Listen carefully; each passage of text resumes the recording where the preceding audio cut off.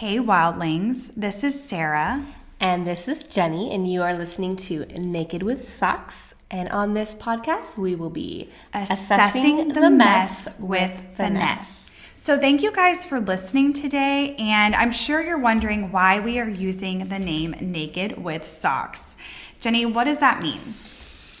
We are comfortable being vulnerable. So the naked basically stands for us being really transparent and naked and really going through our life experiences and kind of exposing all of that. And The socks is the comfort part. So that's just us being comfortable with sharing our life experiences with you and growing together. Yes. And the purpose of the podcast is we really want to educate, empower, and inspire everyone that's listening. So we want to share our perspectives, and hopefully this will influence your perspective and motivate us as well as whoever is listening to do better in life, because we can always be better. Yeah, so Sarah and I definitely have some very different backgrounds, and we think that from my perspective and Sarah's perspective, we definitely have a lot of information to cover, and we are 100. Extremely relatable. Yes, I agree. And it was one of the first things that we noticed about each other when we met was how very contrasting our lives were. But at the same time, we were dealing with the same emotions, the same realities, the same feelings, and we were like, you know what? Let's just make this a podcast. Yeah, let's take over the world, you know. Okay, so Jenny, if someone was to ask you or me, who is this podcast for? What would you tell them? Everyone. Everyone. Anyone.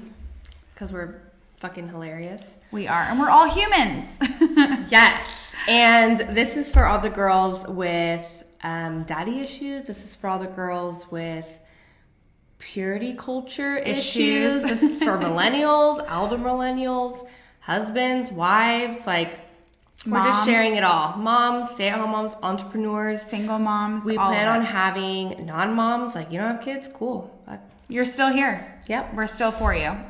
Yeah, so we definitely want to be relatable to everyone, and we're not going to be relatable to everyone, and that's okay. But I definitely feel there may be one life experience that we do share with you guys that you could say, oh my God, like that is something that I went through or I'm going through now, and it can be something where we may say one thing that sticks out to you in that life situation that you're going through that maybe we have experienced or are experiencing, and we can go through it together. We want there to be a takeaway. We want you to be able to also give us feedback and input. What do you want to hear about? What do you want to talk about? What kind of crazy stories would you like to hear from us? Because we definitely have a lot. We have plenty of those. We have an East Coast girl and a West Coast girl who have lived on opposite sides of the country and grown up completely different. And it's not all going to be about politics and religion and all of that. No. We definitely have some fun stuff to share with you, and we hope that we can all get through this together, and we're definitely excited to get started. Yes, one of the things that we always say to each other when we have conversations or we're in like settings socially with other people, we'll just look at each other and we'll say, that's a whole episode. Yes. TAWE. That's a whole episode. TAWE. So we definitely have a TAWE section. If you have something you want to talk about, and you'll hear us say that, like we'll start going off on a tangent and then we'll have to stop and be like, that's a whole episode. Calm down. Yeah. So we will be tracking Reel it those, back in. and we want you to give us yours also. So we hope you enjoy. Yes. Okay, so Sarah, what are we drinking today? So first of all, cheers. Cheers to our first episode. Yes, to our first Mulligan. So today's drink, or tonight's drink, is a vodka cherry Mulligan. And Jenny tonight was like, hey, what should we name our drink tonight that her husband Todd made for us? And I was thinking in my head, because to be honest with you guys, this is not the first time we've recorded. Nope, because we want to be really good. And I was like in my head thinking, okay, what can we call tonight's drink? and it just came to me, a mulligan. So if you're not like familiar with golfing terms, a mulligan is like a redo. A do-over. A do-over. After your first. Yeah, if you just fuck up the first time, all right, here's a new one. Try again. Yeah, this is our cherry mulligan drink. This is our cherry mulligan. Vodka, cherry juice, fresh squeezed lime juice. Love it.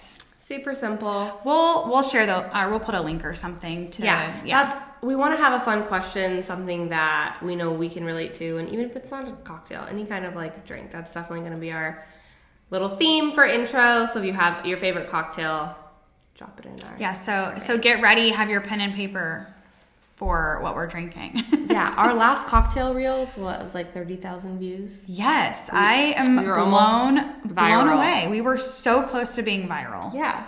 So that's our goal. So that's why we talk about alcohol a lot. Yeah, we got to do more of those. Yes. More cocktails to come. 100. So before we get to this segment of the episode, I got to take a sip of my drink because this is going to be fun. We have some interview questions that we're going to be asking each other that we got from our friends, but we'll get more into that. And that's something that I think would be really fun in the future to do too. Also have people like ask questions. Yes. And submit them, and then we can do this. Literally, we want to hear from you. So I am totally down for that. Yes. Okay. Okay, so why don't you start with our first question? First question came from one of my best friends in Virginia. I just group texted everyone. I was like, hey, shoot me some questions. And I loved this one. It made me laugh because I had the perfect story for it. So let's hear your answer, Sarah. The question is, what is an alcohol that you can't even look at without gagging? So mine has to be 1,000%. 1,000. Not even 100. It is Goldschlager. Oh, gross. If I even smell it, look at it, I can't. It was so long ago. But the story is that a long time ago in St. Augustine, a close group of friends and I all got a hotel together and on the beach side, and we just decided we were going to get absolutely shit-faced. And everybody ended up either throwing up in the pool, taking their pants. It's just the gold flakes will do that too. Well, it was one of those nights. Makes you feel bougie as fuck. You just gotta take your pants off or throw up somewhere. Everyone it was just pure chaos. So now I will tell you, I've never touched it since, and it's still to this day. If I look at it, I'm just can't do it. It's disgusting. It's so gross. Mine's pretty bad too. Okay. Jägermeister. Have you ever had Jaeger? Like Jaeger bombs? I did one time at a bachelorette party. It's motor oil. It's disgusting. Yeah, I don't know if people do that. Yeah, 7th or 8th grade, one of those, somewhere around that time. I went to a high school party at one of my girlfriend's house, and it was like one of the first times I got actually really wasted. Mm-hmm. And I took the bottle, and I just remember drinking, and I went to drink straight from the bottle. I chipped my tooth, and then punched myself in the face at the same time, got a black eye. And I woke up the next day and literally had a black eye and like a chipped tooth. And haven't drank it since. I can't smell it. I can't look at it. I had to go home like that and explain to my parents what happened. And that was my first real hangover. And that was pretty gnarly. That was a really gnarly hangover. That sounds intense. Yeah, Jaeger's not my friend. Yeah. So no Jaeger, no Goldschlager. Don't do it. Yeah, we're more seltzer girls. Yep, I'm gonna keep it real and easy these days. No, because when you drink now, like at our age, in your 30s, it's a 3 to 5 day like recovery period. Yeah, you need IVs. You need like days to recover. Oh, I dry scoop Liquid IVs. Side note, if anyone. Yeah, she just opens the Liquid IV, throws it back, and just swishes it with some water. It helps so much with hangover. So. You're welcome. Definitely try that at home, folks. I like it. Okay, our next question is from one of my friends, Delana, and she had like 5 really good questions, and it was one that I narrowed it down to because I thought it was such a fun answer, and it kind of goes with our whole theme of just owning who you are, and I love it. So this question is, Jenny, what's an insult that you've received that you're proud of? Something where someone was trying to make you feel bad about yourself, or maybe they didn't even know they were, but you were like, you know what? That's actually a good thing. I feel like I frequently get a couple. Okay. The first one that I get a lot is that I'm cold. Okay. And I've gotten that from feedback from whether it be a friend that I've worked with or an employee, like some kind of like mentor or supervisor. Okay. That like, she's a cold bitch. Like, really? Yeah. Okay. And I've always taken that as like, it doesn't offend me at all. I am just a very straightforward person, no bullshit, and I'm not trying to get to know people or make friends. That sounds really mean, but like, really, I don't have time or energy for extra bullshit. Like, I feel like you think about in high school or like in my 20s, and I was doing all these things and trying to make everyone happy and spread myself super thin, and no, like, I don't have time for that. And I really think that's one that has resonated with me forever, because I'm like, I'm not cold, because I'm literally one of the like least cold people that once you get to know me. Yes, I agree. And I always hear, well, especially from my husband, 98% crazy. And I'm like, that's kind of good, because only crazy people do the kind of stuff that we do. Like, make podcasts and change careers and go to school and have kids and move across the state or move across the country. Yeah. So, yeah, you got to be crazy to do that stuff. So I completely take that as a compliment. Yeah, I like it. What's your insults that you received that you are proud of? I have been told by people that are close to me and people that have, been acquaintances or just met me. I've been told that I am loud. Loud. Really? I am loud. Really? Yes. And I know, like, I am. I'm a very loud person, and I don't really know why, because I can come across as very, like, shy and reserved. But if you get me into a really, like, a conversation that I'm really into, or, like, something that gets me heated, or, I mean, I don't know, my laugh is really loud. Like, if my real laugh is extremely hilariously loud. But anyways, one thing I noticed that's insults and not a compliment that I picked up from you that I say all the time now is bless her heart. Bless her heart. And that's definitely a Southern thing. And it's basically like,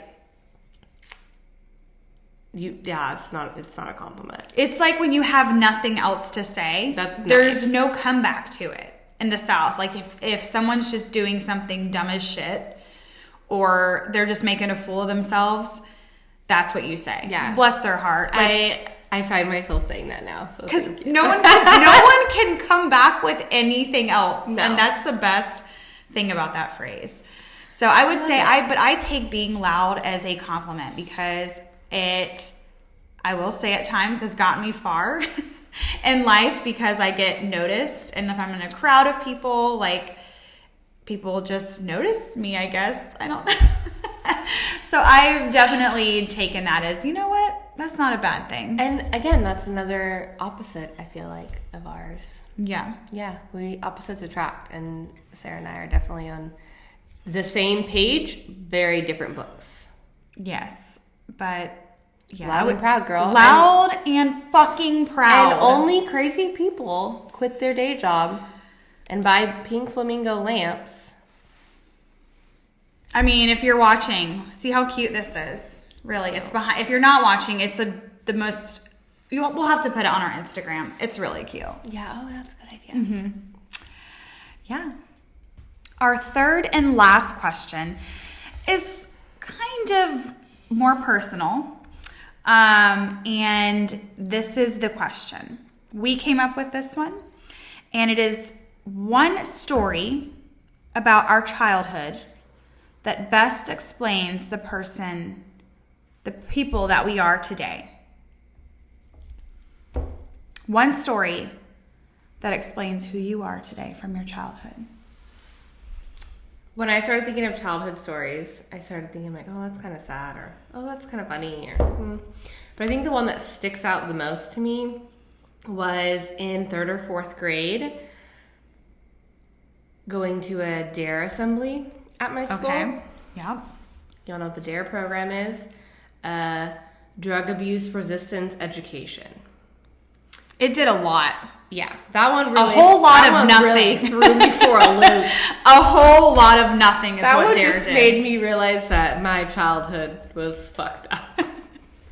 Like, I just remember walking out of there being like, oh no. Like, is there counseling available for this? And I went home after that day. We had our assembly and rally.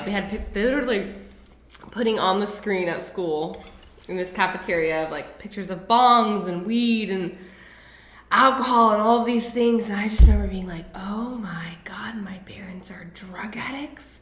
My parents are the worst people, because they made it seem like it was like the worst thing in the world. And right. I was here. So I went home that day and I walked straight into my parents' room and there were 3 bongs. Boop, boop, boop. Bong, bong, bong. I walked out into the bong, kitchen. Bong, bong. Mind you, they weren't home from work yet. I walked out into the kitchen. Alcohol, oh no. And then I like went into like the bathroom and started looking like, oh my God, my parents. And I'm like, I remember being like, do I call the police right now? Like, am I safe? Like, what's going on? And then I just realized when my dad got home that day, or my mom got home, and I cried to her. I'm just like, we'll sit down with your dad. And I had to have the talk with my parents, and it was just like, this is what we use to cope, and this is how it is, and this is normal, and you're very safe. And that was like a huge eye-opening day for me, that I remember being like, okay, my family is different from other families. Like, I would go over to Girl Scouts, and all these families, they'd have like dinner tables and all these things, and I just remember being like, I can't invite my friends over ever again. Like, my friends cannot be around drugs, and it was crazy. And so that was like one of the things that I think 4th grade, I was like, all right, it's okay. Drugs aren't cool. Drugs aren't bad. Drugs are great. And that's kind of the household that I grew up in. And shout out to Mom and Dad. You guys are awesome. Love them. But I think that was like the biggest eye-opening thing for sure, where I just realized like, I grew up that day. It was your normal though. Yeah, so that was my normal. So then then it was like, then my dad just didn't hide the bong anymore. Then he was just like actively smoking in front of us. Yeah. That was my normal. And I think I grew up a lot that day. And so people are like, oh yeah, let's do a sleepover. I'm like, I'm doing it in my house. Y'all are going to call the cops on me. And like, I was terrified to do anything. But yeah, that was kind of a little bit of background on how I was raised in my household, and it definitely shaped the person I am today. Cheers. Thank you, DARE program, for ruining my life in 3rd grade. She would have never known otherwise. Right? Okay, Sarah, what is one childhood story that best explains the person you are today? Okay, so one story I have is I grew up in a Christian conservative home. Opposite. And so we were taught about heaven, hell, Satan, Jesus, God, all of that. And one thing that stuck in my mind, and I don't necessarily think that it was like said to me that this was the case, but I believed in my head when I was very young, probably like 6, 7, that if I said something out loud, right, like if I was scared of something, or if like I had a fear or something made me anxious or like anxiety, things like that, like if I said it out loud to people around me, then Satan himself would come and attack me in a certain way of like that fear. Like, so say if it was like I had this fear of like a clown coming in my room in the middle of the night, I would be scared to say that, because if I said it out loud, physically said it out loud, he would bring something around me to scare me. So The devil would hear you. The devil will hear me is what I would always think in my head. Like if I said anything negative about it was almost like a manifesting type thing, right? The worst kind of manifesting when you're 6 and 7. Maybe. Oh my God, that's so young. I know. You were manifesting the devil. I wasn't even trying to. I was like, I can't say that I'm scared of anything because if I do, then this is going to happen. Or, demons may come, and I don't know. It was just like this weird thing, and it must have just been something that I watched, or I don't know. So, so you just kept everything inside. I did. So I would say how that plays into who I am today is I still have this like manifesting mindset of like if I say something negative, if I dwell on things that are like stressing me out, if I say them out loud, right? It's going to bring it on to me. So I can't say it. So it's like I can't manifest it into the world. I have to keep it in and deal with it. Oh, that's interesting. So I would say I do complain, but I will not tell you what is terrifying me or scaring me inside because I don't want it to get out. Yeah, you don't want the devil to hear you. I mean, as a 33-year-old adult now, I know that that's just not really the case, but I still don't want to put out, because what we put out into the world, what we manifest, it can come, to us. Yeah, and so that's crazy at 6 years old, though. Yeah, I was still thinking about those things in my head, and like, I just had to keep it in. Probably not the healthiest thing in the world, but again, I don't necessarily think it was something that someone told me. It was just probably things I had been watching in the Christian circle that I was growing up in at that time. And that for sure shaped who you are today. Right. And it was crazy, but didn't want to get all super deep there, but I do see now how it plays into how I keep a lot of like the things that scare me. Or some stuff that I'm going through. A lot of people just don't know or even see it because I don't want it out. Just hold it in. I hold it in until one day, bottle boom. it up. Yeah, I bottle stuff up too. Perfect segue into our future episodes and the rest of this podcast. We will be talking about manifesting. We will be talking about millennials and how fucked up we are. We will definitely be going over shaming of women, how that's like a whole thing right now, narcissism, which is a huge buzzword right now, and so I feel like what's a buzzword? It's a popular it's trending. It's trending. Okay. Hashtag trending. Sarah teaches me a lot of stuff. Judgment houses. We should save that for Halloween. But yes, that's a good episode. Look forward to that. Well, we've got a lot. We do. We have a lot up our sleeve, and we just have to remind ourselves to take it one step at a time. One day at a time. Definitely go on and vote on the link in our Instagram. If you click it, you can do the survey, which just gives us fun feedback. Or there's the TAWE, TAWE. That's a whole episode, and you can vote on our next episode. And if you have your own fun topic that you'd like to discuss, please put it in on Please there. share. Definitely. Yes. So we really want to thank you guys for listening today and taking time out of your day, whether you're doing the laundry, you're driving, whatever it is. We really appreciate you listening to us. We had this idea in mind and we brought it, we manifested it, we brought it into life, and we are so excited that you guys have decided to come on this journey with us because it's going to be one hell of a ride. And as you can already tell from this episode, there is a lot to unpack and share. And I think you guys are going to really enjoy these next couple episodes because we're going to go over one episode being for Jenny and one episode being for myself. And we'll get to share more about our personal lives and who we are today, what made us who we are today.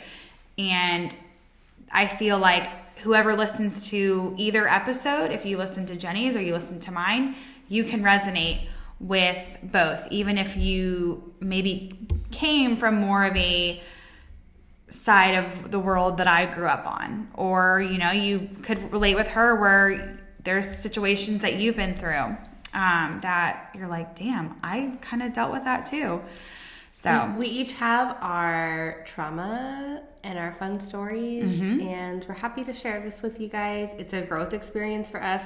Clearly, we don't know what we're doing. We're gonna fake it till we make it. Yes, but we're gonna make it. So and stay on this journey with us. Yes, neither of us are down for small talk. Like, I know we kind of answered funny questions today, but in the end, if you meet me, I don't do good with small talk. And so that's the biggest thing here is we all want to share things about ourselves.